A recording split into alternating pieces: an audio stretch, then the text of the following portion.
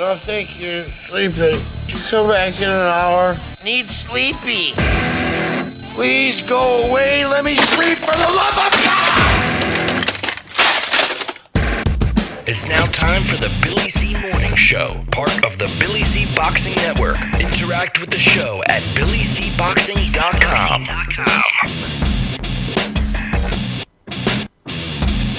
And we're coming to you live from the Billy C. Studios in Lake George, New York. I'm Bill Calogero, and it's time for the Billy C. Morning Show. Glad you guys can join us. Today's show is being brought to you in part by Sal's Neighborhood Pizzeria and Italian Restaurant, located in beautiful St. Simons Island, Georgia. If you're looking for the best food on the planet, check out Sal's. You can look at his menu by visiting his website, www.salsneighborhoodpizzeria.com, or give my man a call, 912-268-2328. That's 912-268-2328. Also, today's show is being brought to us in part by JKJ Boxing Magazine. It's a free magazine. That's right, free. And I mean free. Doesn't cost you nothing. Check out our website, www.billycboxing.com, and click on the JKJ Boxing magazine cover, which you'll see on the right-hand side.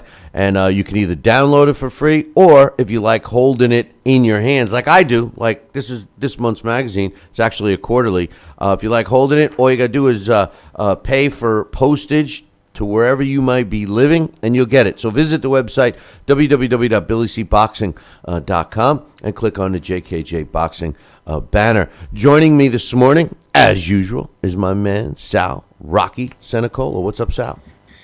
Good morning, Bill. How are you? You know, Sal, let me tell you. You know, it used to be March. What is it? Come in like a lion, go out like a lamb, or come in like a lamb and go out like a lion. I don't know, man. But you know what? With all the way the world is, and I swear, I think we're like a month off, because I got 6 inches of snow yesterday. You know, in the month of April. You know, they postponed your boys. The Yankees game got postponed yesterday because of snow and ice. You know, I mean, you know. Snow delay. Yeah, a snow delay. And that wasn't the only game. I'll get to that a little bit later. Boston's game was delayed as well. You know, what is it? When is spring going to actually start, man? I know it's beautiful where you are, right? Oh, yeah, it sure is. It's baseball season all year round. Yeah, I know. Stop rubbing it in. But, yeah, that was a surprise yesterday, and I think it's fair to say you're not going to be seeing too much snow for the rest of the year, till the end of the year. Well, I tell you what, I'm seeing a lot of it right at this moment as I look out the studio window here. It's like I said, we got about 6 inches from yesterday, but the sun, she's shining today. So anyway, we had some decent fights over the weekend. We'll get into that a little bit later. Adrian Broner fought Friday night. I got some other fights, and all the scores we'll get you guys caught up on, and all that happy stuff a little bit later on the show. And one thing I do want to talk about, let's touch on the Adrian Broner fight, because that fight was really the big fight of the weekend. And you know, Sal, he looked good. I thought he looked good, but you know, the whole thing with him and Floyd Mayweather going back and forth, and him calling out Mayweather at the end of the fight. I mean, you know, we've been talking about this, and you know, my man Coach has been saying this for a long time about how boxing is following the path and becoming like professional wrestling. And I swear, you know, the fight had some tones of that. You know, Mayweather in the crowd, and Broner trying to get him to come up in the ring, and the announcer kind of baiting him, and all that stuff. You know, you and I both love the sport of boxing, but I got to tell you, Sal, it's very hard to stay into it with the path it's following now. Well, you know, these guys are becoming their own marketeers. They're marketing themselves, and they're trying to create the aura, if you will, and to stimulate the interest for a fight to take place and to sell themselves. And you know, if the promoters aren't going to do it and the managers aren't going to do it, you know, they see the big bucks, and they want to, you know, try to stimulate the interest and the networks into forcing a fight or talking about it. And you know what? When you put a fire or spark to the fire, it's going to flame up. Well, I I don't tell know. you, I think if the normal structure of boxing, promoters promote, Yeah. managers manage, and fighters fight. I think if they went back to that crazy old-fashioned way, things would be a lot better. Speaking about fighters who fight, make sure you tune in tomorrow when we do our blast from the past. Alex and I will be talking about Jake LaMotta. He had to be one of your Jake favorites, right? LaMotta. I mean, your style was very similar to Jake's, wasn't it? Yes, it was. Throw the leather, and try to just nail your opponent. And you got a pit bull, or in Jake's case, a raging bull Yeah. mentality. And that's that controlled rage I've also talked about and always talked about with the fighting style. And you're relentless. It's like my infantry motto when I was with the 82nd Airborne: relentless in training and unyielding in battle. And that's the mindset of a fighter who wants to win. And Jake LaMotta always wanted to win, and maybe except for the Billy Fox incident, but we won't go there. We'll talk Anyway, about that but on the, Wednesday. yeah, Jake LaMotta. You look at, especially with the fighters today and the football players today, the what you call it, the pugilistic dementia, and the fighters. Like I said, I've always debated that there are a lot of athletes that are more predisposed to that condition than others. And Jake LaMotta, I don't think there's too many fighters around today that are talking and walking as well as Jake, who has taken the kind of punishment that Jake has taken. But he's been pretty blessed throughout his life by keeping some of his faculties in order there. And Lord knows, I mean, he was an exciting fighter, very exciting fighter. And he threw the leather. And back in the era that we're talking about, again, Billy, these fighters wanted to fight the best. I mean, if Jake could have fought for the heavyweight championship of the world at the time, he would have. He didn't care who it was. The funny thing about Jake LaMotta, and then I'll read a couple of emails here, but the funny thing about Jake LaMotta is, his mindset was, and interesting thing about the pugilistic dementia, head trauma and stuff like that. We had touched on it last week, and as a matter of fact, I think we brought up Jake LaMotta's name.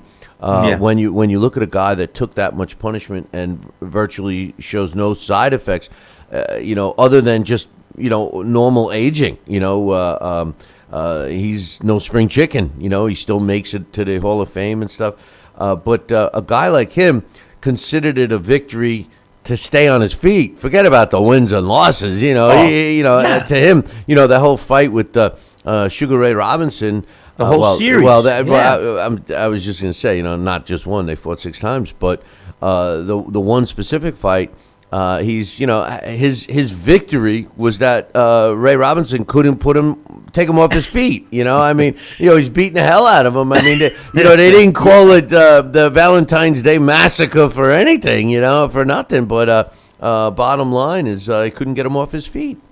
It's probably one of the most famous scenes in the movie The Raging Bull, with Robert De Niro standing there saying, "You couldn't put me down, Ray. I'm still standing here, Ray. I didn't go down. I didn't go down, Ray." Because it was more the fighters Yes. against each other. It was like he was trying to prove stuff against Sugar Ray Robinson, not so much the rankings, the sanctioning bodies, the television networks, the fan base. I mean, the mentality was so different.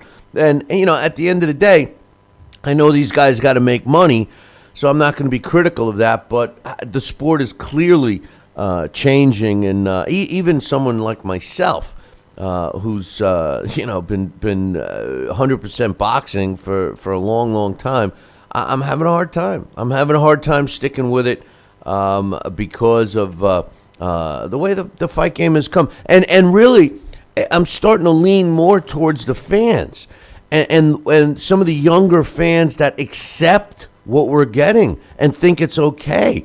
I always glance and read some comments around on the internet about people when they stick up for fighters, their styles, like Floyd Mayweather. A lot of fans regard Floyd Mayweather's style as the sweet science. And if you mention a fighter like Jake LaMotta or a current fighter like Triple G, they dismiss it. That's just a bar fighter. That's just a brawler. If you want to see a quality fighter, you got to watch you got to watch Floyd Mayweather. And it's so ridiculous because, he's that style, whether it's good for him and good for his safety and all of that, is not good for the sport's longevity because people just get bored. You can't, you can't just focus on one fighter, Sal, and have that fighter be your fan. You're a fan of that fighter, and that's it.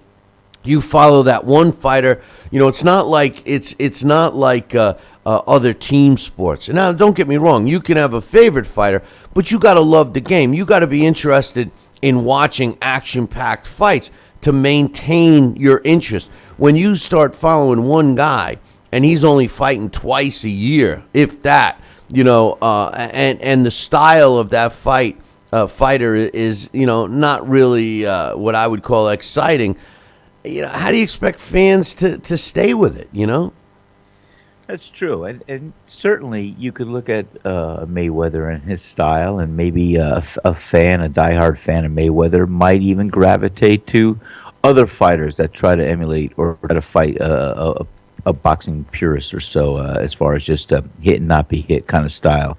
There's a lot of options out there, but it's the old adage saying, styles make fights, and fighters make the style. And I talk about boxing every day at the pizzeria. People come in, old timers, young kids, and we talk about the new fighters. We talk about the old fighters. We were talking the other day. Somebody talked to me about their favorite fighter back in the 70s, 80s was Vito Antuofermo. And why? Well, Vito Antuofermo was a good, solid fighter.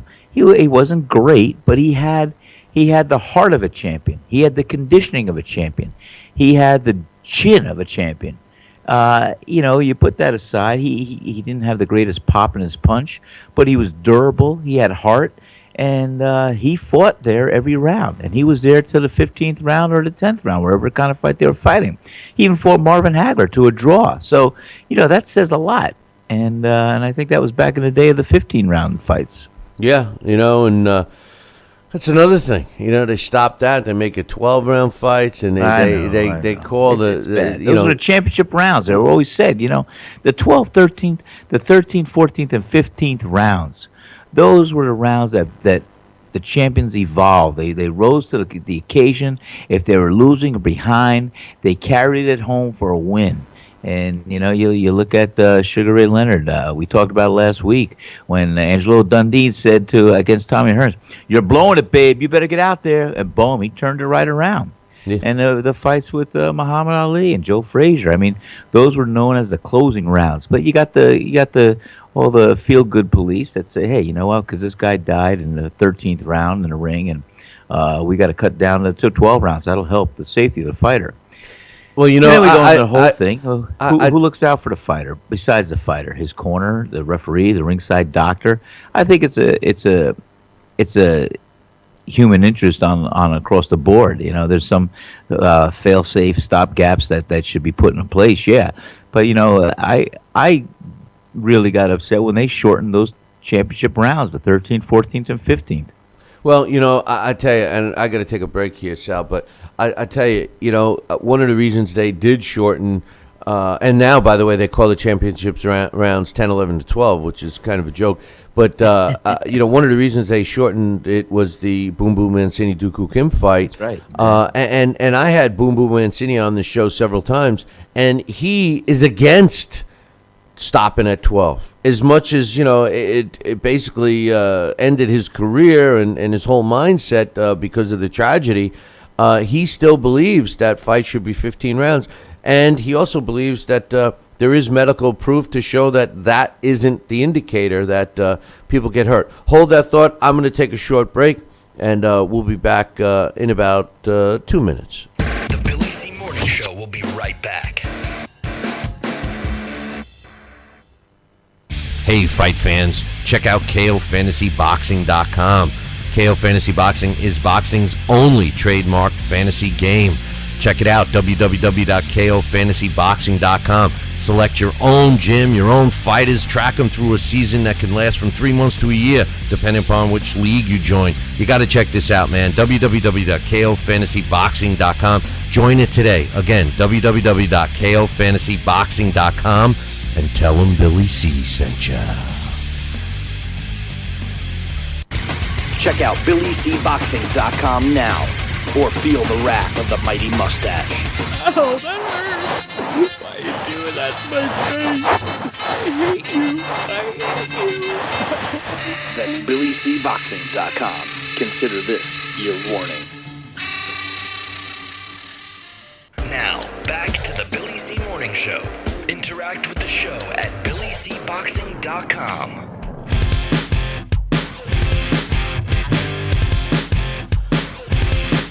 And we're back. You're listening to the Billy C Morning Show. Glad you guys could join us. And as usual, I'm being joined right now with Sal Rocky Senecola. And, Sal, just before we went to break, we touched on the Boom Boom Mancini Dooku Kim fight. And like I said, Boom Boom Mancini feels that, fights should still be 15 rounds. And I think that a lot of results of fights have taken place in the last 20 years or so might very well have been a different result with some of the fading you see going on with even high level, A-level fighters that we call A-level fighters today. As they fade in the 10th, 11th, and 12th, even some have been, rocked in those final rounds and make it to the final bell of the 12th. And you have to wonder, if the fight did go 15, would they have won the fight? So I don't know, man. No, it's true. It's true. Yeah, it's there. Like we said, there are too many fights that we can recall that the best rounds of the fight were the rounds that those champions rose to the occasion, the 13th, 14th, and 15th, and closed the show. Yeah, no doubt about that. Let's read a couple emails and see what we got here. This first one is from Jesse. He says, hey, Billy C, excellent win for Eric Molina. He was a heavy puncher and has some skills I think he deserves a semi-big fight, like a Trevor Bryan, Berman Stavern, Gerald Washington, or Chisora. I agree. Sal, I know you didn't catch this one, but Eric Molina, which I'll get to in a little bit, beat Tomasz Adamek in Poland, knocked him out, and that was the only way he was going to win. As a matter of fact, in that fight, Tomasz Adamek was leading on all the scorecards right up until the end. So big win. And I had said that Eric Molina was in the best shape of his career, and I wouldn't be surprised. And then there's another fight, too. Johan Duhaupas beat Robert Holinas, and I think both of those guys, both victims and knockout losses, they both lost via a knockout to Deontay Wilder. I'm sure that one of them will get another shot. So, yeah, I agree with you, Jess. He says, what's next for Manuel Avila? Good win against a tough fighter. I want to see him against Kiko Martinez, Miguel Mariaga, Shimoda, or Hasawaga. Kiko Martinez is a tough fighter, and out of all the choices that you give me here, Jess, I agree with you. Manuel Avila against Kiko Martinez might be the right one. He says, your thought on Gervonta Davis. Is he ready for a more experienced, higher-level guys like Evans Pierre, Ronaldo Hojita, Farinas, Akurara? What's your thoughts? I don't think Gervonta Davis is ready for the next level yet because they've been coddling him too much, Jess. So thanks for the email there. This is an email that from my man Mitch. And he's talking about the Adrian Broner fight, Sal, and he says, hey, Billy C., I hope you watched the Spike Card, specifically the post-fight interview where Adrian Broner put it on the line, called your boy out, meaning Floyd Mayweather. He says, put him on blast. He says, said he didn't care if they sparred or did it in a ring, but he's got to see him. He won't let anybody disrespect him like that. He says, I'm paraphrasing, but if you didn't see it, please watch a replay, which I did see it. He says, I'm going to tell you Floyd's response will be, it'll go something like, you got unfinished with business with Madonna, a guy who dominated you. I beat him twice, beat him, and then come see me. Basically, he's not going to, even entertain fighting them. Well, what's your thoughts on these guys when they, thanks for the email, Mitch. What's your thoughts on these guys that use the microphone to call out fighters when we know that the majority of the time they have no say in it? When they want to call somebody out for the PR, they do. When they want to avoid somebody, they use the old, whoever my manager tells me to fight, I fight. What's your thoughts? They're smart. They're learning how to finagle and manipulate the media and use it to their advantage. I mean, they're getting smarter. They know it. They're like politicians, only in the ring. Only smart. I don't know. It's I see exactly where he's going with that, and again, you've got to give them credit because they're only using the media and their tools that they're given, and they are being given those tools to use. Yeah, no, but it shouldn't be them, and it's all rhetoric, and whoever buys into it is like the WWE. It's entertaining, but I don't think it really. I don't know. It's frustrating. Yeah, it's very frustrating. Go ahead. Here's another email from along the same lines. This is from my man James. He says, "Hey Billy C, the announcers, and it had been announced before, but the announcers did mention it concerning the Broner fight. He says the announcer said Broner was over by 0.4 pounds." Which is approximately 6 ounces. He says if he takes a dump and shaves off his beard, doesn't he make weight? Seriously, I know belts are meaningless, but why piss one away like that? Sal, in case you missed it, Adrian Broner came in overweight, like we're saying, 0.6 pounds, and he didn't even try, and he was going in there as a champion.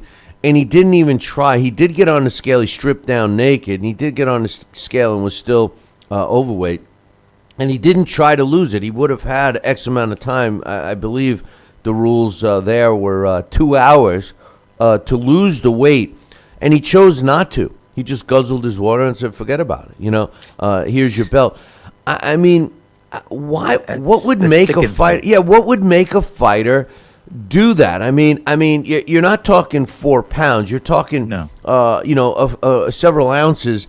Was he that dried out that he just knew he couldn't? I mean, what's your thoughts on Billy, him not even trying? Kills me. You're getting to my heartstrings because this is not the way it's supposed to be, and you let the feel good people in charge that want to.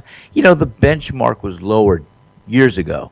Instead of doing this and rising to the occasion, they said, well, we understand. And, okay, we'll lower the benchmark a little bit just to accommodate this. Get the hell out of here. You know what? Forget about it. You have to make 135 pounds or 160 pounds. If you're in that weight class, do the hell what you can do to make that weight. And if you got 2 hours, you go, hey, man, let me tell you something. Every fight I had, whether it was amateur or professional, we always made sure that I was on weight. When I say we, I took my weight. I what I got for my 14th birthday? My father got me a medical scale from a medical supply company because he said, "Sal, I know you're gonna have a lifetime of this to worry about." So, boom. So I knew within a quarter pound of where I was at all times. But I was a professional. I wanted to make the weight. I didn't want there to be a second guess. And that's what we did. A couple of times we had a rubber suit in the back of the locker room. If you were a quarter pound over, you put the rubber suit on, you go for a quick jog, and boom, it's off. The fighters today, they want it. I don't know if they want it easier or the managers, promoters want it easier because they see the dollars, they see the bucks. But the heck with it. You can't buy it. This is supposed to be a... Supposed to be a what? It looks like we lost Sal. We'll try and get Sal back here. But yeah, I agree with what Sal is trying to say, and what he was in the middle of saying, I should say. But we'll try and get him back here. But it's not looking good at the moment. But anyway, let me read another email, and we'll go from there. It looks like Sal lost his connection. So, anyway, my man Coach says, "Hey Billy C, remember the attack on Manny Pacquiao's comments on gay marriage a few months ago? Well, Manny Pacquiao, whom lost his Nike promotional contract for his religious stance on gays, plans to ignore his ban from an LA shopping mall. And keep in mind, last July when a Colorado judge determined that a Lakewood bakery unlawfully discriminated against a gay couple by refusing to sell them a wedding cake and close them down. What will the courts and hypocritical Democrats do now?" It's interesting to see. We've become so politically correct. It's reverse. It's like we're going on one side. So here nobody wants to offend. And listen, I was not in agreement by any stretch of the imagination of the comments that Manny Pacquiao made. Okay, so let me start off with that. Okay, I did not agree with him, and I happen to be religious, a Catholic, and not as over the top as Manny tries to be, but I believe in those morals. But the truth of the matter is that I also believe that humans are humans, and everybody should be treated fairly and equally. And I don't care about your sexual orientation. I don't care about the color of your skin. I don't care about your political beliefs. I mean, we can be in discussions about all those topics, but at the end of the day, I fully believe that people should, have the right to worship and live the way they choose. I mean, that's my opinion, and I think that that's the right opinion. But when it gets reversed, in other words, you slam somebody for making a negative comment about a group or whatever, and then when that same group, comes back and makes a comment or what have you against the other person, isn't it the same? It's like you talk about we have a tendency to believe that prejudice is geared towards minorities, African Americans specifically here in this country, but yet African Americans can be extremely prejudiced towards other people as well. So it's a two-way street. If you're going to be correct, you have to be correct on both sides. I got my man Sal back here, David. And I don't know what happened there. I guess your smoke signal connection went down. That was strange, huh? Are you there? Hello? Yeah, I'm. You there, Sal? I'm here now. Yeah, geez, your smoke signal connection. All of a sudden it dropped. We're getting ready to say goodbye to you anyway. But what happened there, my man? Man, I'm on the phone with my IT guy, and I'm trying to find out if it was Comcast or whatever. I'm on the north end of the island, in my secret undisclosed location, Area 51. We'll call it 52. I think it's 51 and a half. 51. It's a bad signal. For some reason, it was touchy. He tried working on an antenna to enhance the signal. It seemed to work, but it's very spotty. He's coming over this morning, and he's going to ensure that we get another modem or something else that's not going to do this again. I don't know where I was in my conversation, but I was really upset with this whole thing with what we were discussing. Well, yeah, it's probably FYI, being an IT guy myself, FYI, it's probably not you. It's probably a sporadic service, and what you may want to try is rebooting, and before you come on air in the morning, reboot your Comcast modem just to clean it out. It's something that used to work, especially if you have a weak signal. But don't worry about it, Sal. Don't worry about it. You'll have plenty of time tomorrow. We'll be back with you tomorrow, and we've got a lot of stuff. Larry Hazard's coming on, and that's great. Alex Papali, and we'll finish our trains of thought. All right?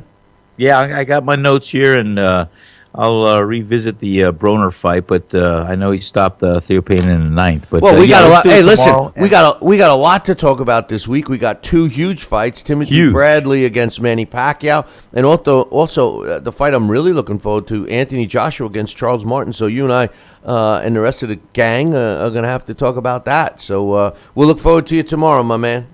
Thank you, Bill. You have a great day, and thank you again for the opportunity. We'll talk to you soon. Yeah, I'll talk to you later. We'll talk about Yes, that let's stuff. talk. All right. Yes. Take care, Thanks. brother. Bye-bye. That's Sal, Rocky Senecola. We lost him for a little bit, but we got him back. Speaking of back, I got to take a break. I'll be back in 2. The Billy C. Morning Show will be right back. Hey, fight fans, check out KOFantasyBoxing.com. KO Fantasy Boxing is boxing's only trademarked fantasy game. Check it out, www.KOFantasyBoxing.com. Select your own gym, your own fighters, track them through a season that can last from 3 months to a year, depending upon which league you join. You got to check this out, man, www.KOFantasyBoxing.com. Join it today. Again, www.KOFantasyBoxing.com, and tell them Billy C sent ya. Now let's dig into our archives and hear a rare interview when Billy C. first became the champion of boxing talk radio. Hello, Billy C. As the new champ, can we ask you a few questions? Why, certainly. Okay, your fans would like to know how you and your corner have successfully walloped the competition. We're not ordinary people. We're morons. Anything else? I'm a victim of circumstance. Did your success finally come when you made the show 5 days a week for 2 hours? What do you think? I'm trying to think, but nothing happens. Now, please tell the listeners what you've learned from making it this far. Certainly. If at first you don't succeed, keep on sucking till you do succeed. Great words of wisdom, Billy C. Keep up the great work as the undisputed People's Champion with your show, Talkin' Boxing with Billy C. Any last words to anyone who's listening? This is your fault, you bonehead.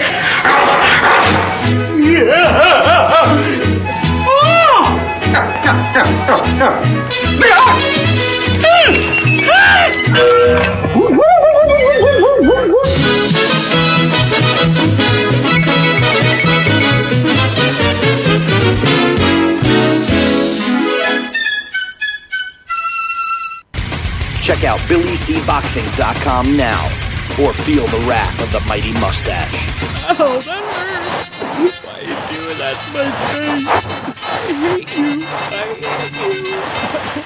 That's BillyCBoxing.com. Consider this your warning. Now back to the Billy C. Morning Show. Interact with the show at BillyCBoxing.com.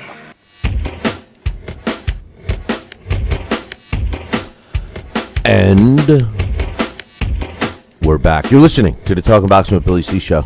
Today's show is being brought to you in part by Sal's Neighborhood Pizzeria and Italian Restaurant, located in beautiful St. Simons Island, Georgia. Check out that menu and drool. www.salsneighborhoodpizzeria.com. We'll give my man a call, 912-268-2328, 912-268-2328. And remember, mention Billy C and get a free cannoli with your pizza. Don't worry about that. Or whatever you eat. You know? Oh, man, the chicken marsala there is great. Today's show is also being brought to you in part by JKJ Boxing Magazine. It's put out quarterly, and you can get it for free. That's right. It's a free magazine. I mean, you're not going to beat that. You can get a copy by visiting our website, www.billycboxing.com, and clicking on the JKJ Boxing magazine cover, which is on the right-hand side. And if you like to hold a copy in your hand, just like the one I have sitting right here, on our counter, it's easy. Just pay for the mailing, whatever the postage is to you. You'll get it. Otherwise, download it. The second half of my man Coach's email is also, how about Washington, D.C. ignoring felony warrants, allowing Broner to fight, and Mayweather's influence on boxing turning to a WWE building, a possible thug versus thug, Broner versus Floyd match. Do you think the true blue-collar boxing fans will fall for it? And he says, hey, great new format. The fans here on Long Island love it. Well, I'm glad. We're hoping that people do like it and stick with it. I certainly, it takes a lot more in lieu of what's going on with everyone's schedule to pull it off, so I'm glad. I was a little, as I'm going to talk about right now, I'm going to do the fight results.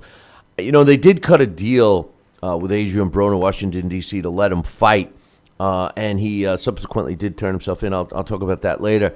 But the whole WWE backdrop with the thug versus thug and, the way the announcers set him up and everything else, it was pretty sickening. If you ask me.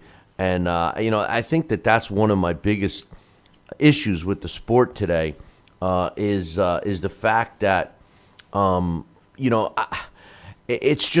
it's leaning towards that, and it's just leaning towards the BS when normally things are settled in the ring in this sport. From a serious one-on-one type of a fight. Now we're getting he said, she said. We're getting finger pointing. And I'm going to do this. I'm going to do that. And then it's anticlimactic. The fights turn out to be a hug fest. People don't want to get hurt. People don't want to hit. They don't want to get. It's a joke. Boxing's become a joke. I mean, let's talk about the fight results. Okay.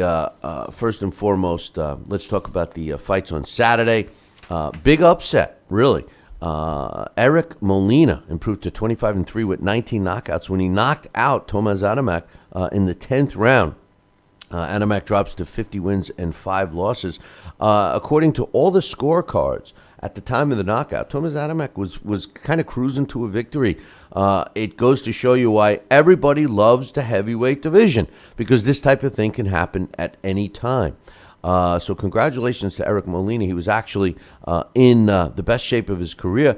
And that's one of 2 out of the 3 fights of the week that Dax Khan picked that came out right. If you recall, last week when he picked his 3 fights, and he's going to be coming on with us here in about 25 minutes, he picked all underdogs. He chose all 3 of his fights of the week. He chose the underdog, and 2 out of the 3 came out on top. So congratulations to Dax.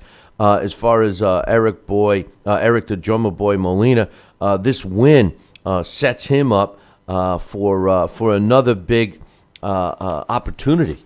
And I'll get to the next underdog win here in a second. But also on that card, Mikhail Sizlak improved to 12-0 with 8 knockouts when he scored a 4th round stoppage over Francisco Palacios, who drops to 23-4 in a cruiserweight fight. I used to love Palacios. Clearly, this guy just doesn't either have it anymore, or he's just not putting into it. It's a shame. His career, in my opinion, is officially over. I think it's more his lack of commitment than C's lack abilities, to be honest with you. Also, in the heavyweight division, Andre Warzak improved to 32-1 with 18 knockouts when he stopped Marcin Rakowski in the 7th round. Rakowski drops to 17-3. In the cruiserweight division, Mateusz Masternak improved to 37-4 with 26 knockouts when he won a 10-round decision over Eric Danger Fields, 99-91, and 2 of the judges had it 100-90. This fight, I know it was a win for Masternak, but a lot of concerns should go up as far as the Masternak team and where Mateusz Masternak fits in the cruiserweight division. The reason why I say this, he's continuing his winning ways, but Eric Danger Fields, okay? The only danger in Eric Danger Fields is himself. He's always in danger of getting knocked out when he fights a real fighter. I mean, his team, his between his trainer and his cut man and his management, I mean, it's a joke. It's a scam. And Eric Fields is a scam. And, Masternak, I would have thought, would have knocked him the F out and struggled, even though he won a dominating fight, struggled and let Eric Fields make it to the end. Not a good sign for Masternak, because Eric Fields is a bub. He's a bub. Anyway, and finally, in the welterweight division, Mikhail Sayawatka improved to 14-1. When he won a 10-round unanimous decision over Rafael Jakiewicz, who drops to 48-15, 96-94 twice, 98-93. And Jakiewicz, could we assume that it's officially put a knife in him? He's done? Put a fork in him, I should say. He's done. I meant fork. The other underdog pick that my man Dax got right was Johan Duhaupas, knocking out Robert Helenius. Although I picked Helenius, this does not shock me. Duhaupas is very slow, but he's got a granite chin, and Robert Helenius has never impressed me, ever. And he came in my opinion, overweight and everything else. Johan Duhaupas improves to 34 wins, 3 losses, and 21 of his wins coming by knockout. Helenas loses for the first time of his career. He's 22-1. Listen, Duhaupas claimed a WBC silver heavyweight title, which I guess means that he's going to be in line for another title shot. So I mean, should Deontay Wilder actually get past Alexander Povetkin, I wouldn't be surprised if we see a rematch against Duhaupas. Callum Smith continues his rise. He improved to 19-0 by taking out the super middleweight Euro super middleweight champion Hadea Mohammadi, who drops to 20-4 with a draw. This was an elimination fight for the super middleweight division. So Callum Smith is going to find himself at a shot at a world title soon. Also, Rocky Fielding improved to 22-1 with 12 knockouts when he beat Christopher Rebrazi via a decision. 1-14, 1-13 twice, and one judge had it the other way for Rebrazi, 1-15, 1-13. So close fight for Rocky Fielding. Rebrazi drops to 24 wins, 5 losses, and 3 draws. Scott Cardell improved to 19-0 with a draw when he landed that draw against Sean Dodd, who drops or improves, however you look at draws, to 10 wins and 2 losses with a draw. The way the judges scored it, 2 of them had it 1-14, 1-14, and one had it 1-16, 1-14 for Cardell. Tom Duran had a rematch with Luke Keeler, and this time he knocked him out brutally. Tom Duran improved to 17-0 with 7 knockouts when he knocked out Luke Keeler in the second round. Keeler drops to 10-2, both his losses at the hands of Tom Duran. In the welterweight division, Francisco Santana Banana improved to 24 wins, 4 losses, and a draw when he won a 10-round decision over Ed Paradis.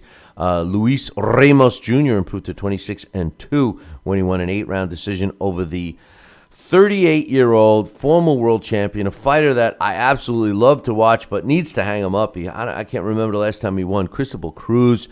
As a fighter who won a title with double-digit losses, I was a big fan of his, but it's over now. I mean, somebody's got to protect him from himself. He can't be making big money from these level fights. He drops to 40 wins, 20 losses, and 4 draws. Yanni Gonzalez improves to 60 wins, 10 losses, and 50 coming by knockout when he got his milestone 50th win against Justin Savvy, who drops to 28-5 with a couple of draws on Saturday in Mexico. And also on that card, former champion Carlos Molina improved to 25 wins, 6 losses, and a couple of draws when he beat Reyes Sanchez, who drops to 26-8 with a couple of draws. 79-73, 78-74, 80-72 with the way the judges scored that one. Friday night, Adrian Broner did what he said he was going to do, just not in the time frame he said he was going to do. He stopped Ashley Theophane. Adrian Broner lost his title on the scale, so he got the win, but he's no longer a champion. 32 wins now, 2 losses, 24 coming by knockout. 1 minute and 10 seconds of the 9th round when the referee, Luis Pabon, waved it off. Theophane was not happy with the stoppage. He said, and I quote, "I thought the stoppage was premature because I thought I was in that fight. Me and Broner were going at it. It looked like he was starting to get tired because he started to move around and wasn't able to stay with me as much. I thought the fight was back and forth, and I think the next 4 rounds would have been the same. No way should the fight have been stopped. It's a shame the referee did it. I was telling the referee I'm okay. Then he waved it off. I don't know what he was thinking. I'm thinking that he was thinking that Ashley Theophane was staggering around, and the round before very easily could have been waved off, and it wasn't.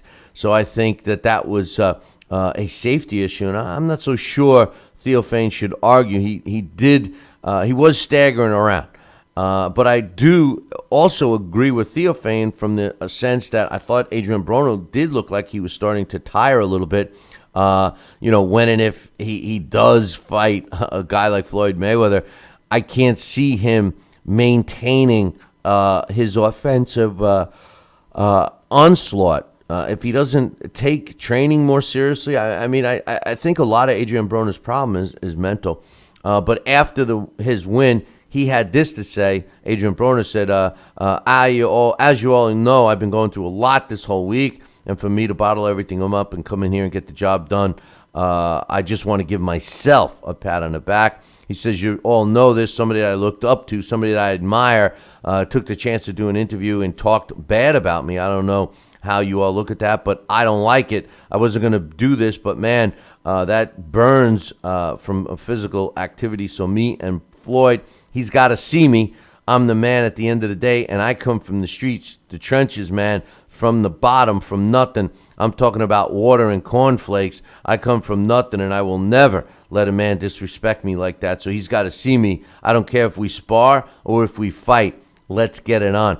It seemed sincere, and the sad thing is Floyd, listen, Floyd doesn't have to come back. As a matter of fact, I hope he never comes back. As a matter of fact, I wish I never even had to see him. I don't know if you guys noticed this, but during the fight, the camera wasn't exactly on Floyd. It was on somebody else next to one of his henchmen. And then I guess they got word to Floyd that he wasn't where he thought he was. And then after the commercial break, the next segment when the camera was on, Floyd had switched seats. So his ugly mug, his wife beaten, girlfriend beaten, pussy, that's what he is. He's a wimp, was in the camera shot. So anyway, also on that card, Robert Easter Jr. improved to 17-0 with 14 knockouts when he took care of Algenis Mendez at 2 minutes and 43 seconds of the fifth round. Melendez drops to 23-4. Gervonta Davis improved to 15-0 with 14 knockouts when he scored a sixth-round knockout over Guillermo Avila, who drops to 16-6. I don't know if you watched this, but there was a female referee, and it's not because she was a female, but whoever appointed her as a ref should ban this referee. Avila was half dead at one point during round 3, was against the ropes. His arms were dropped. He was defenseless, and she wasn't even close to stopping it. Terrible referee job. Anthony Peterson was on the undercard, non-televised, won a 10-round decision over Samuel Nakwai to improve to 37-1. Nakwai loses for the second time in his career. He's now 22-2 with 15 knockouts. And J. Leon Love got a layup fight against Michael Jabenga to improve to 22-1. Jabenga drops to 17-25. J. Leon Love, I'm not feeling the love for J. Leon Love. I just think that he's extremely overrated. Back to Adrian Broner, a couple of things. He did turn himself in on Monday like he promised to D.C. He was freed on $100,000 bail. He was charged and arrested with assaulting a man and robbing him at gunpoint of over $12,000. Allegedly, they're going to have both will have their day in court, but nonetheless, he's out on bail. How that affects his boxing career from this point on, I don't know. Another Adrian Broner news: Spike did really well. They had over 1 million viewers for the main event. The whole card, the whole broadcast averaged slightly under 1 million at 873,000, which were both record highs for Spike. I personally love to tune in to Spike because I absolutely love Dana Jacobson. So I think she's hot. So I tune in for her. I got the email a little earlier from my man Coach. talking about Manny Pacquiao being banned and stuff. Well, some other news about Manny Pacquiao. He was assaulted by a fan who wasn't a fan, I guess, assaulted by an enemy, I should say, outside of his favorite restaurant, one of his favorite restaurants in L.A. this past weekend. And, the funny thing about it, not that there's anything funny about getting assaulted, is that, they were describing it. And they were saying, well, this guy was fast, man. He got right up and almost landed a couple of shots on Manny Pacquiao. And I couldn't help but think, if some random fan ran up and got to Manny Pacquiao that easily, what's Timothy Bradley going to do on Saturday? As a matter of fact, drop me an email. Who do you think's going to win, Manny Pacquiao or Timothy Bradley in their fight numero tres on Saturday night? A lot of people have been asking me if we're doing a post-fight show, and unfortunately, we are not. We tried to schedule it, but we were not able to pull it off. But the next big fight, we most certainly will. So I apologize for that. We got some scheduling changes going on and all of that. Hey, and some other sports news, some big scores. NCAA tournament, I was wrong on my Final Four selections. I went with both underdogs, but I was right last night, which you guys didn't hear. But I went with Villanova, and they topped North Carolina by 3, 77-74 to win the NCAA men's basketball tournament. So congratulations to the guys from Villanova. Exciting basketball game for sure. If you didn't get to see it, try and catch some clips. Some other scores in other sports. Major League Baseball is back. Although my team lost on Sunday, the Mets, they'll get a chance to even up their record this early in the season against the defending World Series champs, who they lost to in the World Series, Kansas City Royals. They play this afternoon. But games that took place yesterday, the Giants beat the Brewers 12-3. Some of the scores on Major League Baseball yesterday sound like football scores, like this one. Giants over the Brewers 12-3. The Orioles topped the Twins 3-2. Rangers over the Mariners 3-2. This is a game I actually watched. And Cole Hamels was the pitcher for the Rangers, and the Mariners jumped out to a 2-run lead, and everyone's saying, oh, man, this game's over. And I said, let me tell you something. Cole Hamels is the type of pitcher that you got to, teams are able to jump on him early in a game.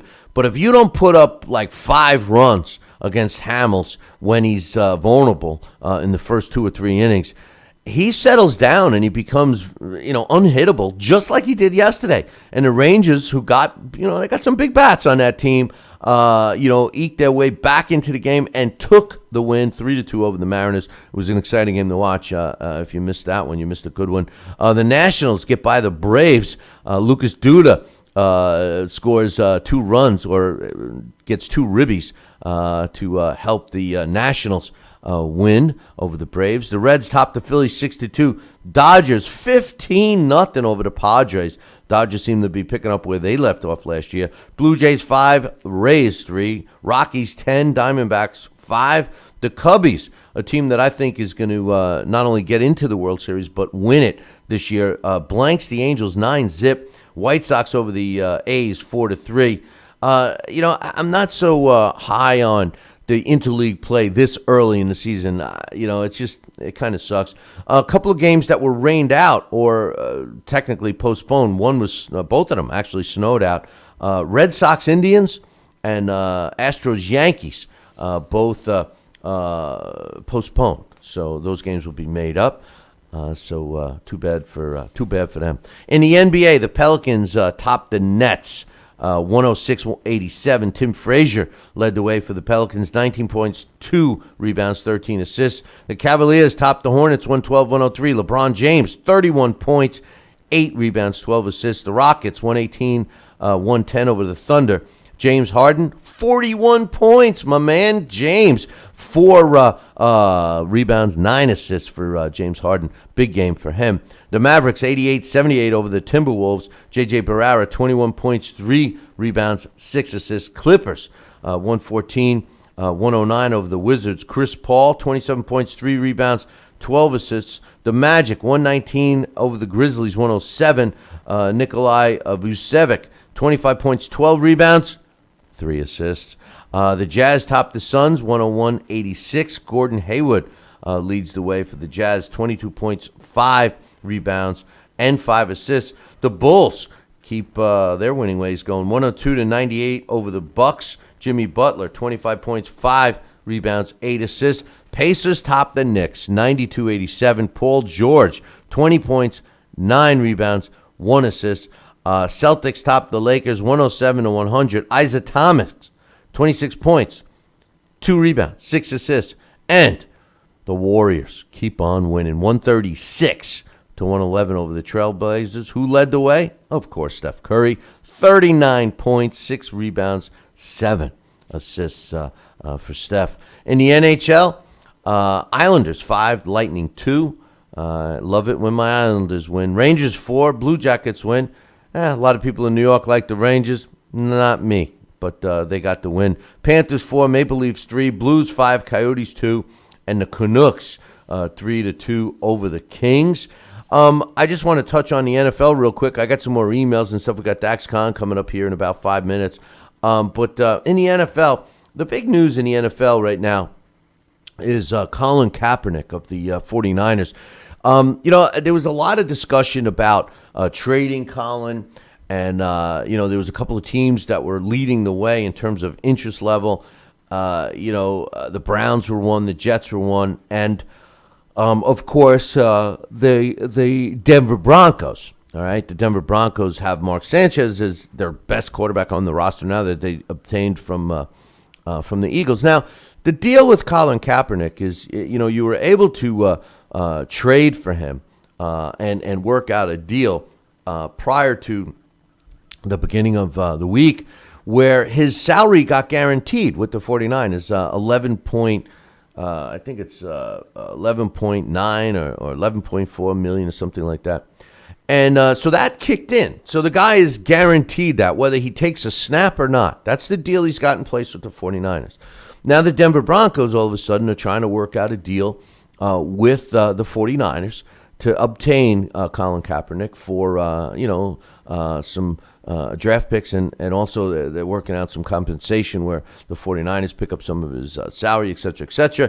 And the two teams basically came to an agreement in theory. The problem is Colin Kaepernick, his one smart thing that they did with their contract is that he gets to nix the deal if he wants. And here's what they're expecting him to do. Basically, take a 4.9, almost a $5 million pay cut to jump ship and go to the Denver Broncos. I applaud and agree with Colin Kaepernick for saying, forget about it. I'm not going to take a $5 million pay cut. $5 million. First of all, you're talking about a guy that, let's just say, the style that he plays, his career could end with one hard tackle from one of these killer defensive guys.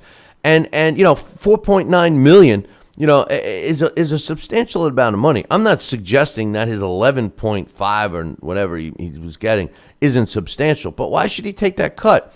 For an example, Peyton Manning last year took a restructure of his contract.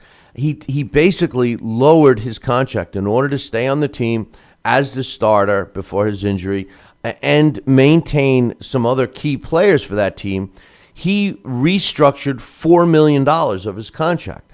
The Denver Broncos thought that they kind of got the deal because the way Peyton Manning restructured his contract was $2 million was being added to his salary, restructured should he have made it to the AFC Championship, and then another $2 million were added should he have made it to the Super Bowl. Now, as you know, he did make it to the AFC Championship and got his $2 million, and he won it. He did make it to the Super Bowl, got his $2 million, and won it. So he got the $4 million he so-called restructured, plus all the extra money that he got for winning the championship and Super Bowl, respectively, from the NFL. The sharing, the revenue share that the players and the NFL have. So Peyton Manning made out well, but this is a guy that we all knew was most likely in his final year of his contract. Peyton Manning has restructured his contract. He did it with the Colts,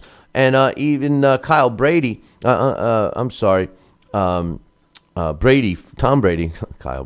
Tom Brady from the Patriots has restructured his contract several times to keep the key players around. I mean, there comes a time when the greed factor, like we have here in boxing, has to be tossed out the window. But in Colin Kaepernick's situation, I agree with him. The Denver Broncos waited too long to move on him anyway, and the 49ers were too cocky to hold him. If I'm Colin Kaepernick, I stay right where I am.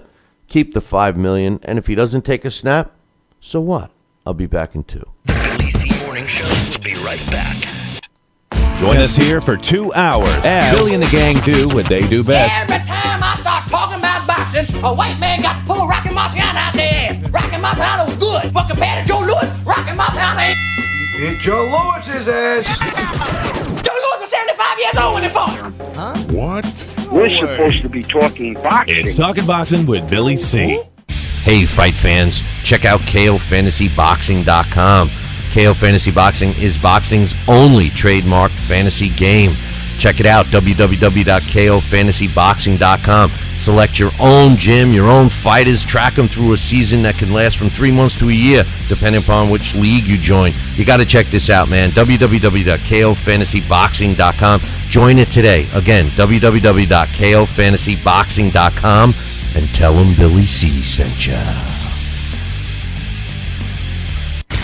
Check out BillyCBoxing.com now, or feel the wrath of the mighty mustache.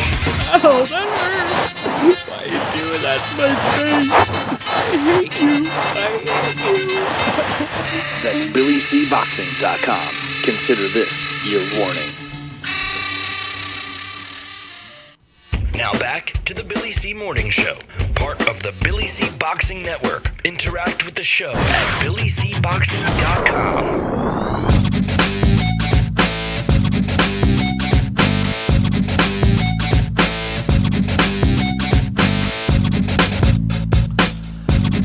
And we're back. You're listening to the Billy C. Morning Show. Glad you guys could join us. And speaking of joining us, joining me right now is my man Dax Khan. I got to start off by saying congratulations, man. 2 out of 3 of the dogs you picked last week came out on top, my man. Yeah, well, I took a chance with a couple of those. Yeah, we got a bad connection, man. Yeah, you took a chance, but you won both of them, man. At least 2 out of 3. Yeah, I was surprised. Matter of fact, somebody on Twitter actually sent us a direct message about the Johan Duhaupas fight. Yeah, the Johan Duhaupas fight, like I was saying earlier, the Duhaupas and Eric Molina, you're going to see both these guys get another title shot somewhere along the line. I mean, that's all it takes in this sport. You lose and you come back with a win. But they both came back with wins against substantial opponents. I mean, neither one were supposed to win the fight. I mean, Robert Herlinas, I was leaning towards Duhaupas myself too, but I just figured that, because he's, is slow, just all the reasons you gave, but still went with Duhaupas, you were a lot more on the game than me. As much as I wanted to go with Duhaupas, I just felt that Herlinas would, get the nod in his hometown, so to speak. But Duhaupas came to fight, and hey, it is what it is. So both guys move on, and I'm sure they're going to get some opportunities. Well, I agree with you on the point where if it would have went to the cards, no way Johan Duhaupas would have got that. But, I had a feeling he was going to knock him out because Robert Herlinas, this was 4 or 5 years ago, Bill, out of his Herlinas, but he's been so inconsistent in terms of activity. I know he's had a lot of outside issues. So he's one of those guys that is just going to end up what might have been, never lived up to his potential because, and Johan Duhaupas, as I said last week, a tough guy. Look what he took from Deontay Wilder. If Deontay Wilder wasn't such a big puncher, I think Johan Dupas might have won that fight because he took a lot of punishment from a big puncher like Deontay Wilder. And, what did he take in that fight? 7 rounds, 8 rounds, 9 rounds to actually stop him. And he had Deontay Wilder on his back foot quite a bit. Yeah, but the other thing about Duhaupas against Wilder was that if Duhaupas could deflect or even avoid, 1/4 of the punches that Wilder landed, I think Wilder might have tired himself out, So, if he tightened up his defense, something he doesn't do, he uses the face block, he tires his opponents out on his own chin. If he was able to learn a little D, maybe he does better. But hey, here's two fighters that virtually came out of nowhere and were fed to Deontay Wilder, and all of a sudden they're players in the division. I'm not too surprised with the Eric Molina win. The drummer boy has always been a tough guy. He's a journeyman. He's an opponent fighter. Absolutely, but he's never there to lay down. You get a lot of opponent fighters, Bill, are there just to put up enough of a fight to make the other guy look good because they know they're going to keep getting fed.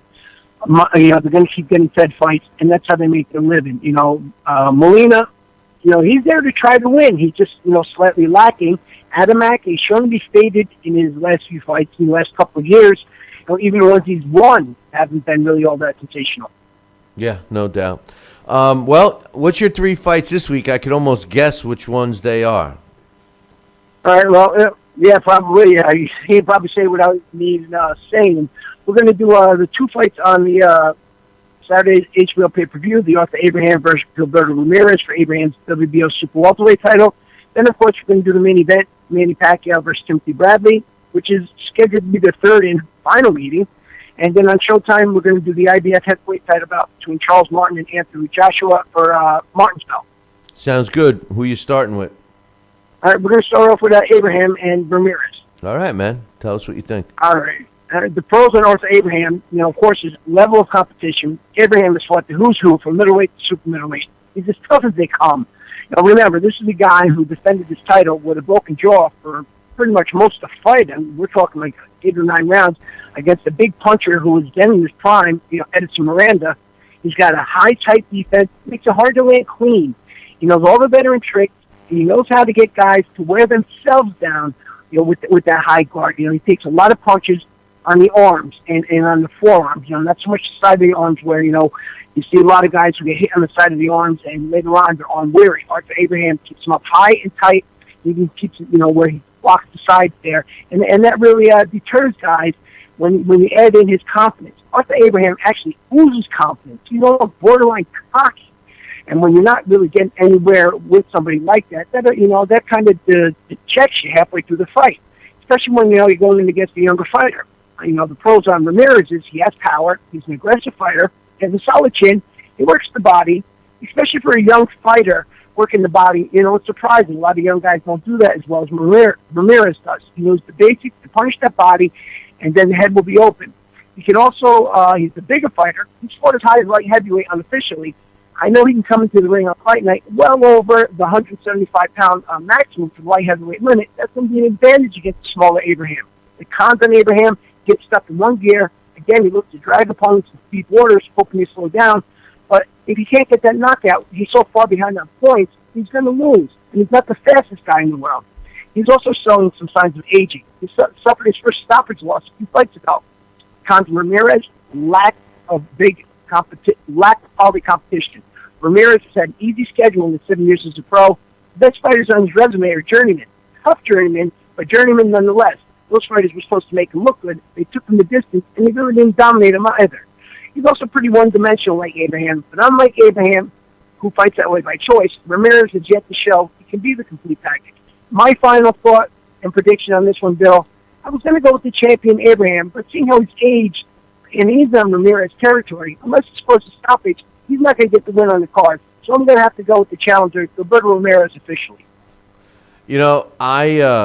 I'm going with Arthur Abraham. I love Ramirez, and I can't stand Arthur Abraham's turtle shell defense where he just pisses away those first 4 rounds. And the stoppage loss that you referred to was because Stiglitz went after him I believe it was Stiglitz, right? Wasn't it Stiglitz? Yes, yeah, it was Stiglitz. And in one of their 9 fights. Yeah, right. Exactly. Exactly. But Stiglitz went after him in that fight and just overwhelmed him, and the ref stopped it. Arthur Abraham just cannot get past that game plan. He does it with everybody. But despite that, the reason why is what you said about Ramirez's negatives, the knocks on him, is the fact that he has never fought a guy of Arthur Abraham's caliber. I think Arthur Abraham, there's always that one more, high-level performance by an old fading fighter, and I think we're going to see it from Arthur Abraham. And I think, unfortunately for Top Rank, Gilberto Ramirez will suffer his first loss. So I'm disagreeing with you on that one, my man. Arthur Abraham, his defense, when he holds his hands up, reminds me so very much of Winky Wright, except the difference is Winky Wright had that phenomenal jab that went behind there to set guys up for his combinations. Arthur Abraham just spends more time catching punches than throwing punches back. Like you said, he gives away those first 4, 5, even 6 rounds. If he had a jab in between there, that would actually be a fantastic defense, and one that, would be pretty hard to overcome, considering he'd be able to score some early rounds as well. Yeah, well, we'll see. So right off the bat, I'm nervous now. We're kicking off the way we did last week, and I got the losses and you got the wins. So who you going with next? And next up, we'll go with the main event on that card. And this is actually for a minor WBO title. I think an international, interblock, a neighborhood title or something like that. I don't know.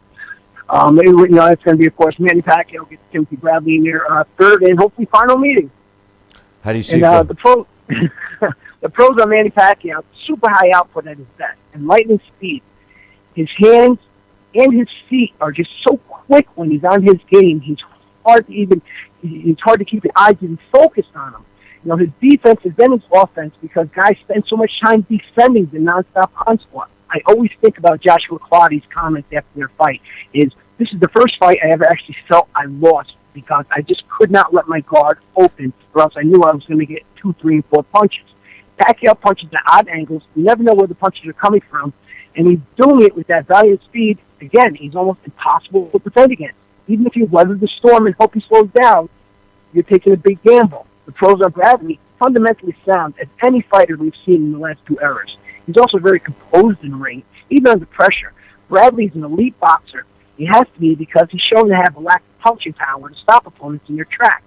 Bradley can adapt to opponent's style. We've seen him do it time and time again. Remember, that's how he won the title against Junior Witter. I remember against his fight with Kendall Holt. Bradley got caught early. He got dropped. He got up. He readjusted, and he took over that fight. Bradley beats guys at their own game, beats his opponents in their own game, much like Andre Ward without the power. The cons on Manny Pacquiao, he's sloppy with his defense. The offensive defense is a great method, but it doesn't always work for him. It's cost him several knockout losses. He can also be timed coming in when he's looking for a big punch. That's how Juan Manuel Marquez stopped him cold and knocked him out during their. I think Marquez knocked him down about 7 times in their series of fights. That last time when he stopped the cold was exactly because Manny Pacquiao was coming in looking for that big punch. He too has showed signs of slowing down, even before the Mayweather fight, where his output was pitiful. Think about the Chris Algieri and Brandon Rios fights, where he's seen him look for a single big punch instead of the volume that's made him so successful. There's also signs of an aging fighter who has trouble pulling the trigger at will. The cons of Bradley, how he can adapt to his opponent's style, sometimes get too involved and then forgets to explore his own style. We've seen that with the Ruslan Provodkinov fight and the first 2 Pacquiao fights. Pacquiao didn't outbox Bradley. Bradley fell into the trap of his own by trying to outdo Pacquiao at Pacquiao's game. But my final prediction here is going to be Timothy Bradley. I think he wins this. He does it well, controversy. He seems rejuvenated. He has a higher punch output. He has less miles. And he has a new hunger we haven't seen from him in years, probably since the Junior Witter fight. Yeah, well, I tell you. So who's your official pick? Timothy Bradley. It's in my final prediction, Timothy Bradley. You sound like Harold Letterman. You're doing your Harold Letterman. No,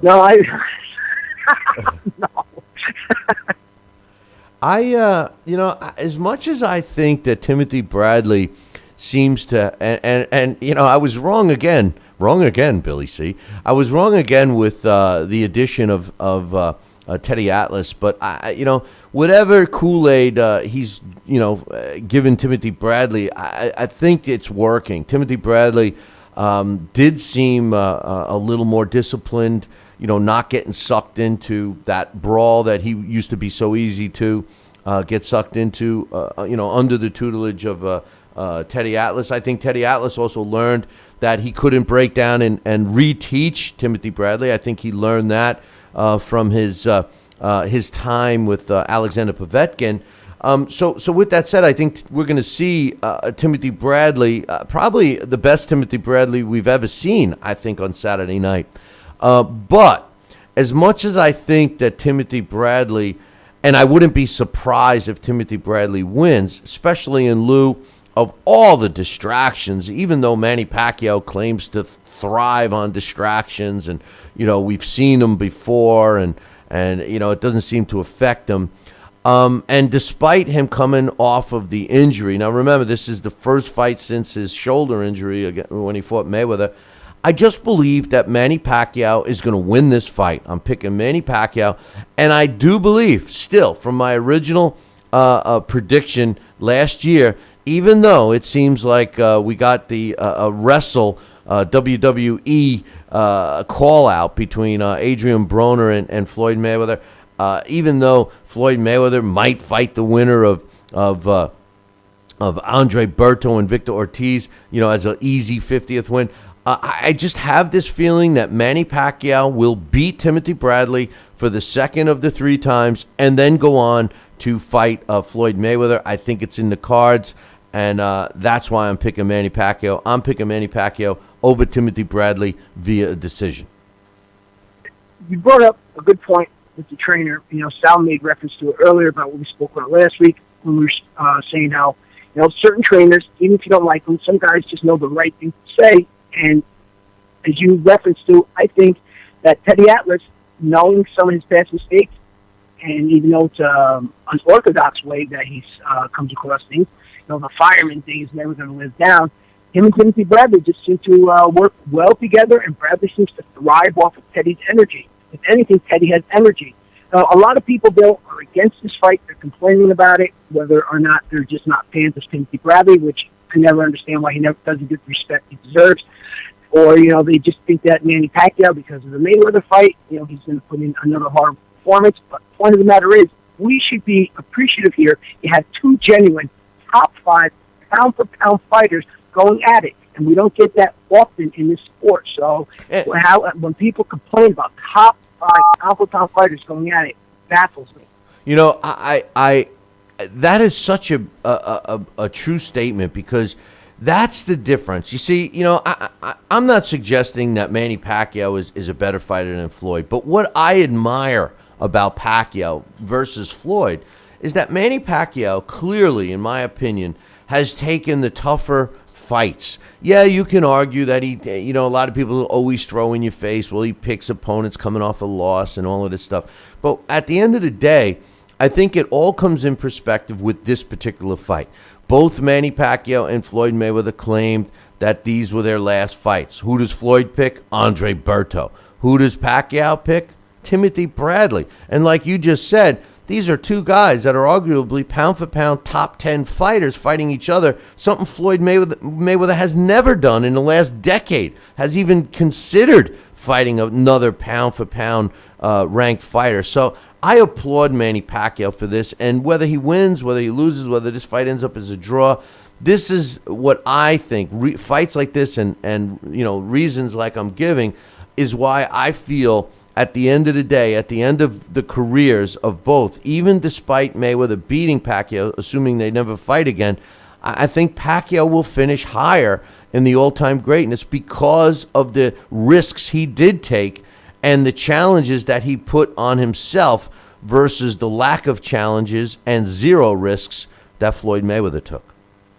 Much of that is because Pacquiao started at such a lower weight. What would he start at? Flyweight or even below flyweight. I can't remember when, he was 17. And, he climbed all the way up to 154 pounds. And Manny Pacquiao fought all the guys that Floyd Mayweather didn't fight. Remember, Floyd's first retirement, I've lost my desire for the sport. He nothing more for me to do. Manny Pacquiao went in there and fought all those guys who, at that point in time, everybody was wondering which one of these guys were actually beatable. And little by little, they weeded themselves out, and that's when Floyd came back. There's something about Manny Pacquiao, Bill, over the years I've noticed, talking to fighters, whether it be interviews or, just watching them on TV when they mention opponents they want to face. Manny Pacquiao has always had this thing where guys want to fight him. Joe Casamayor, who's one of my favorite fighters in the last decade, and especially to interview. When he was getting ready for his last Diego Corrales fight, and I was speaking to him, he was in the gym working out. Manny Pacquiao at the time, he was a bantamweight or super bantamweight, and Joe Casamayor, he wanted to fight him because he just could not believe that anybody could really step into the ring with that constant energy, and he wanted to know for himself whether or not the Manny Pacquiao you see on TV in the ring, is fake, or can this guy really do it? And the way he would say Manny Pacquiao's name, and he would go, "He's a bitch." It was almost like something from Chico and Men, the way Joe Casamayor talk. But I've heard this from a lot of fighters. They actually have to go in there and see for themselves. Is this guy for real? Can he really perform like this in the ring, or is just the opponent making him look good? Floyd Mayweather, you never hear that about. No, I know. It's and the thing is like when, like I've always said, and I know we're running out of time. We got the last big fight, but like I always said, with Manny Pacquiao, you think of Manny Pacquiao and you think of several fights come to mind. Exciting fights that you saw him. I mean, the Margarito beatdown, the Cotto beatdown. You think of those fights, they come to mind. They were exciting. You think of Floyd Mayweather. No excitement comes to mind with Floyd Mayweather. The only fight that actually comes to mind now when I think of Floyd Mayweather is the Manny fight and how boring it was, how anticlimactic it was. But all of his other fights, he's just a boring fighter. I think.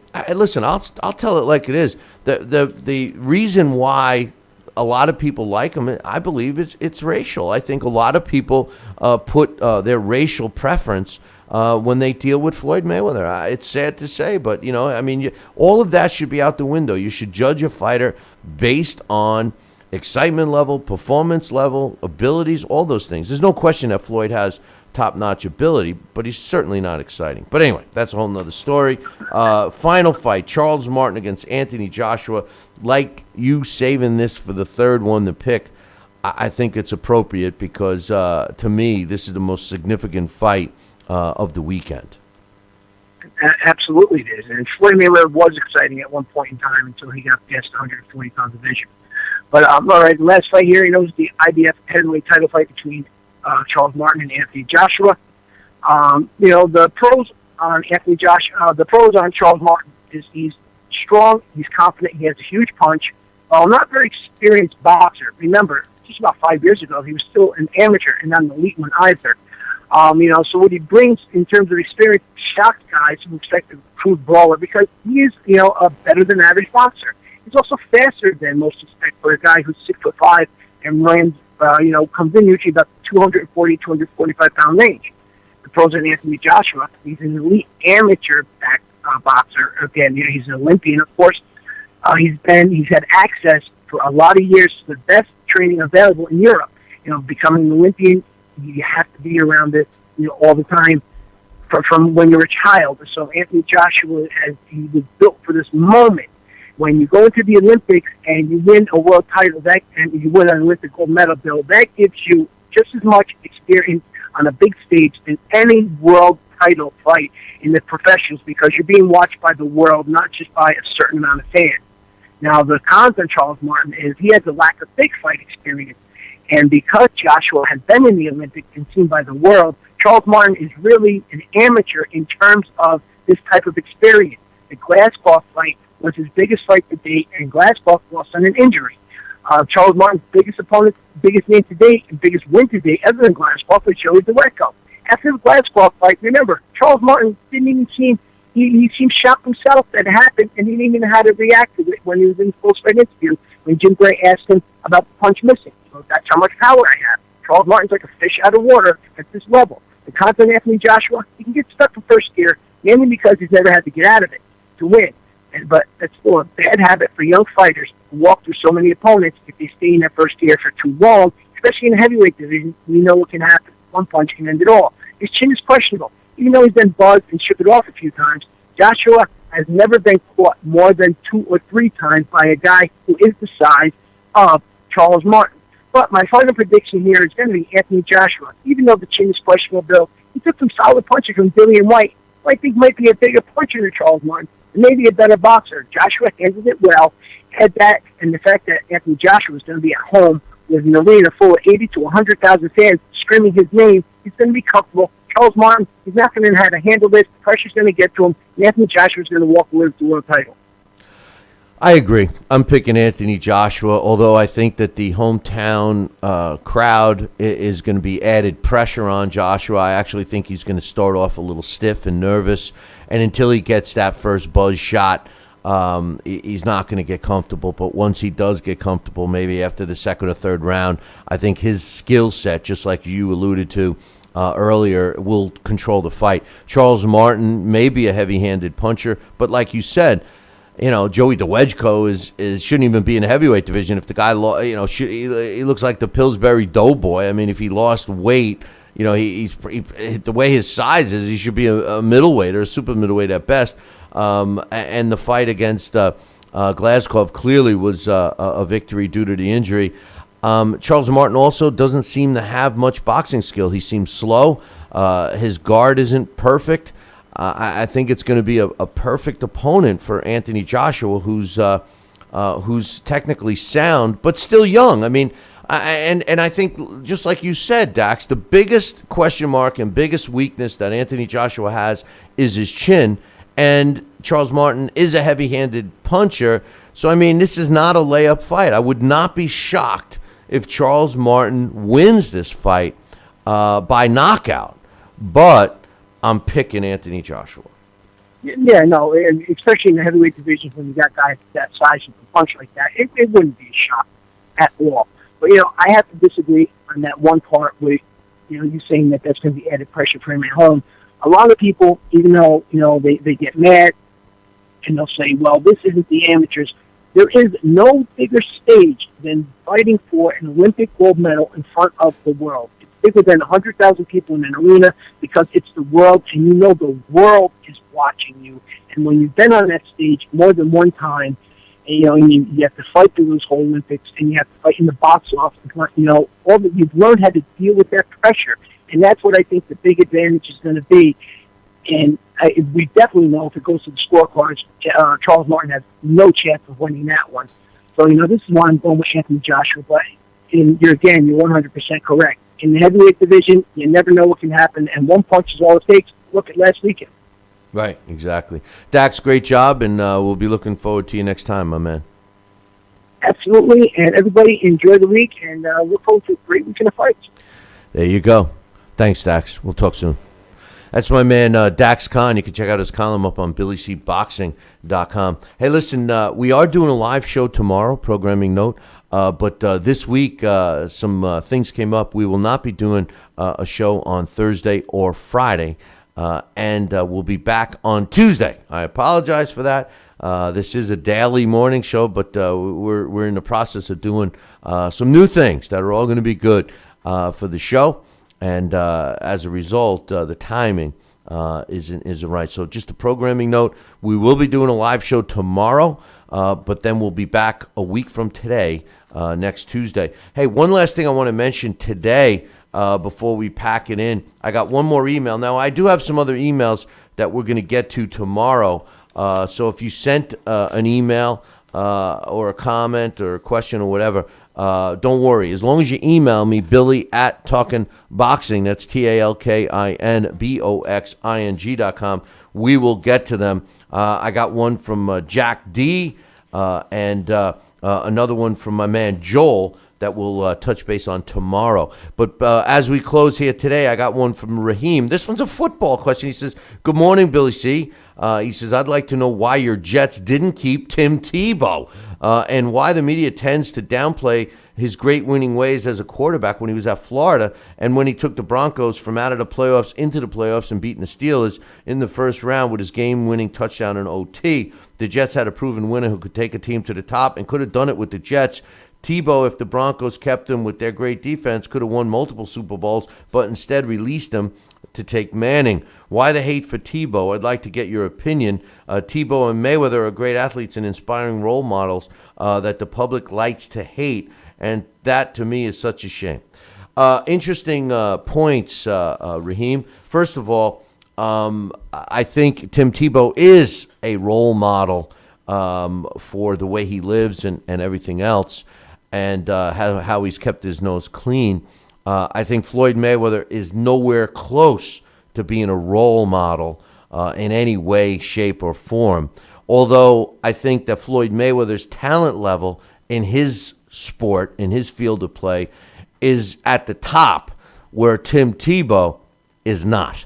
Tim Tebow was not kept by the Jets or the Broncos or the Eagles, or any other team that he's tried out for, the Patriots, simply because the style of play and why he was so successful with the Florida Gators is because in the NFL, quarterbacks don't run the ball as much as he did in Florida. In college football, the types of offenses that work most of the time don't work in the NFL. For an example, the Wildcat is a college-based offensive formation and style that college teams are very successful at. Although the Wildcat shows some success at times, and it's specifically successful when defenses did not prepare for the Wildcat, it long-term will not be successful because of the talent level the NFL has. In the NFL, because of the speed and quickness of the game versus college, a quarterback that runs a lot, that isn't an accurate passer, and Tim Tebow is not an accurate passer. He can throw the ball down the field, but he can't complete a short, out pattern where, you really need some touch and you really need some accuracy and discipline with his, with his pass, which he doesn't have. That's why he wasn't successful. If he was willing to play a different position, I think he would have emerged as either a running back or a slot back or even a tight end. But Tim Tebow refused to change his position. He feels he's a quarterback, and he wanted to play quarterback. And so I think that Tim Tebow's success in the NFL, or lack of success in the NFL, really came at Tim Tebow's own fault. I think if he was willing to make an adjustment for the position, I think he would have gotten more opportunity in the NFL. There's a lot of receivers in the NFL today that were quarterbacks in college. There are a lot of defensive backs in the NFL today that were quarterbacks in college. I mean, in the NFL, one of the mistakes a lot of teams do make is they take a guy that's used to running around the pocket and making things happen in college, and the first thing they want to do is make him a pocket passer in the NFL. Now, the reason they do that isn't because they want to make it difficult for the quarterback. It's that they're trying to protect the quarterback, because in the NFL, a running quarterback does not last long. You do have your exceptions, but the majority of them do not. But I also think that NFL teams make a mistake when they take a guy that's known to run and run and run, and then all of a sudden say, hey, you can't run anymore. That's a development issue. You're not going to find a quarterback in the NFL that's successful in the NFL that comes from a running program where they're running the ball, similar to Tim Tebow. What you're seeing now in the NFL are NFL-style offensive quarterbacks that are running NFL-style offenses in college are getting drafted higher because they have a tendency to be able to make that transition pretty quickly. Hey, man, remember, we will be here live tomorrow. We got the Blast from the Past. Jake LaMotta, one of my favorite fighters, will be our Blast from the Past tomorrow. And Boxing Hall of Famer Larry Hazard will be joining us with his thoughts. So make sure you tune in tomorrow. But I'm going to leave you with this.